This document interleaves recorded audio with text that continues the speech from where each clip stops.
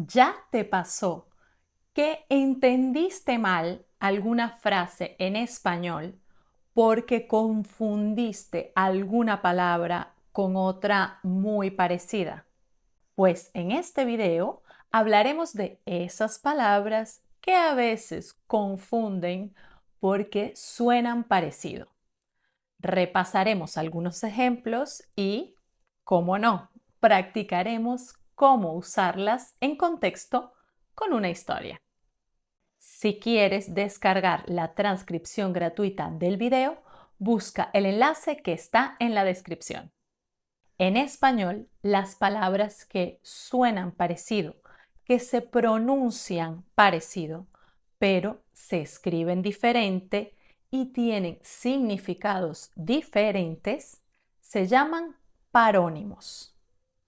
No debemos confundir los parónimos con los homónimos, de los que te hablo en otro video de Story Learning Spanish. Como los parónimos tienen una pronunciación muy similar, muchas veces generan confusión incluso entre los nativos. Así que vamos a repasar 8 casos de parónimos muy comunes en español. Actitud, aptitud. Actitud puede ser una disposición de ánimo o también una postura corporal que refleja esa disposición o estado. Por ejemplo, Reyes afronta los problemas con una actitud positiva. O se acercó a mí con una actitud agresiva.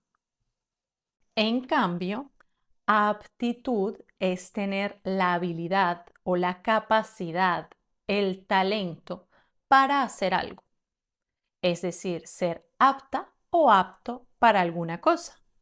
Por ejemplo, Gerardo tiene aptitud para la danza. Adición, adicción. En este caso, adición es una suma, añadir algo. Por ejemplo, este es un postre sin adición de azúcar. Mientras que una adicción es una dependencia a sustancias o hábitos nocivos para la salud. Por ejemplo, Selena perdió su casa por culpa de su adicción a las apuestas. Especie, especia. En este caso, especies son individuos o elementos parecidos entre sí. Y en zoología y botánica son los grupos en los que se dividen los géneros e individuos. Por ejemplo, existen casi 2 millones de especies de seres vivos. En cambio, una especia es una hierba o una sustancia vegetal que se usa para condimentar, para alinear algo. Por ejemplo, me gustan las especias fuertes como la pimienta. Prever, proveer. Aquí tenemos el verbo prever, que significa ver algo anticipadamente, pronosticar, predecir algo. Por ejemplo, nadie podía prever estas lluvias. En cambio, el verbo proveer significa preparar, suministrar, entregar algo necesario. Por eso existe una famosa frase bíblica que dice, Dios proveerá. Vendido, ven dado. Otro caso de confusión por una letra se da con el participio del verbo vender, vendido, y el participio del verbo vendar, vendado. Por ejemplo, no es lo mismo. El caballo fue vendido a una escuela de equitación que el caballo fue vendado porque se cortó una pata. Cesto, sexto. Un cesto es una cesta o recipiente grande. Por ejemplo, el cesto de la ropa sucia, un cesto de frutas. En cambio, sexto es el elemento que ocupa el lugar número 6 en una serie. Por ejemplo, Luis quedó en sexto lugar en la competencia. La confusión entre sexto y sexto se da normalmente entre las personas hispanohablantes de Latinoamérica, como yo, de las Islas Canarias o de algunos lugares del sur de España peninsular, porque hablamos pronunciando con ceseo, es decir, pronunciamos la sílaba CE y SE igual, ambas con el sonido de la S. Sexto, sexto. Y también porque en el habla coloquial muchas veces las personas pronuncian la letra X parecida a la S. Es decir, en lugar de sexto, dicen sexto. Docena, decena. En este caso tenemos dos términos relacionados con cantidades, pero la diferencia está en que una docena es un conjunto de 12 elementos. Por ejemplo, compra una docena de huevos, mientras que una decena es un conjunto de 10 elementos. Por ejemplo, ayer cumplí 10. Ya tengo una decena de años. Abertura, apertura. Finalmente tenemos el dúo abertura, apertura. Este caso es un poco diferente, porque estas dos palabras en algunos casos son sinónimos y pueden usarse indistintamente para referirse a la acción de abrir algo.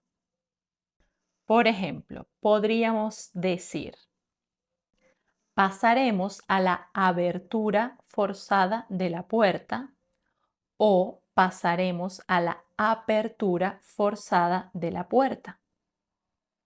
Sin embargo, estas palabras también tienen otros significados. Y aquí es cuando se da la confusión incluso entre las personas hispanohablantes, que las usan indistintamente y no es correcto. Por ejemplo, otro significado de abertura es hendidura o agujero, como en el vestido tiene una abertura en la pierna izquierda. Y una apertura puede ser la inauguración de un lugar o de un evento. Por ejemplo, ¿viste la apertura de las Olimpiadas? O mañana es la apertura de la galería. Apertura también puede significar ser favorable a la innovación o tolerante a diversas ideologías o formas de ver el mundo. Por lo tanto, no es correcto decir, eres muy anticuado, te falta abertura de mente. Lo correcto es, eres muy anticuado, te falta apertura de mente. Ahora vamos a practicar con una escena de ficción cómo usar estos parónimos en contexto y correctamente. Vamos a ver qué nos cuenta una testigo de un robo en su declaración oficial. Pero antes de continuar, te voy a pedir un favor. Si aún no lo has hecho, por favor, suscríbete a nuestro canal. Ya estamos grabando. Puede empezar su declaración cuando quiera. Recuerde decir su nombre y contar todos los detalles que recuerde. Muy bien. Adelante. Mi nombre es Anaís Juárez. Ayer, 2 de mayo de 2024, fui a la apertura de la nueva sucursal del Banco Créditos. Nos habían invitado a los clientes más antiguos y nos habían ofrecido darnos un crédito si llevábamos a una adición nueva para el banco. Y pues yo decidí llevar a mi prima, Melissa. Ella había vendido hacía poco tiempo su carro y quería invertir ese dinero. Así que me pareció una oportunidad perfecta porque yo le podía proveer esa oportunidad de inversión para ella y yo ganaba un crédito. Así que llegamos al banco alrededor de las 10 de la mañana, agarramos un número para que nos atendieran y nos tocó el sexto turno. No había muchas personas en el banco, seríamos una docena de clientes más o menos. Poco después entró una mujer muy elegante al banco. Era una mujer alta, vestía una gabardina con una abertura en la parte de atrás, a la altura de la rodilla, y tenía un olor perfumado como a jazmín y alguna especia. Yo creo que como canela. Sí, canela. Y lo que me llamó la atención es que llevaba un cesto de mimbre, un cesto grande colgado en el brazo. La mujer se acercó al mostrador del banco y se puso a hablar con una de las empleadas. Y de repente se pusieron a discutir muchísimo. Entonces la atmósfera se puso tensa, pero yo no podía prever lo que iba a ocurrir. La mujer sacó un arma del cesto, una especie de revólver, creo. Yo no entiendo de eso. La cuestión es que se giró con una actitud muy firme y levantó el arma. Dijo, que nadie se mueva, todo el mundo al suelo. Mi prima y yo nos tumbamos de inmediato en el suelo. La mujer pidió que abrieran la caja principal del banco, llenó el cesto con el dinero y dejó a todos los empleados sentados uno al lado del otro. Eran una decena, todos sentados con los ojos vendados. Realmente era una profesional, una mujer con aptitud para el crimen.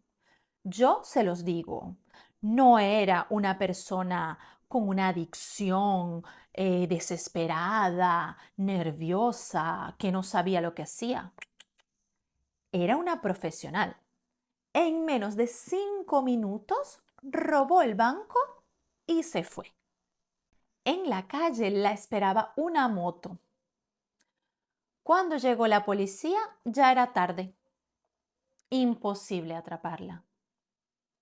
Eso es todo lo que les puedo decir.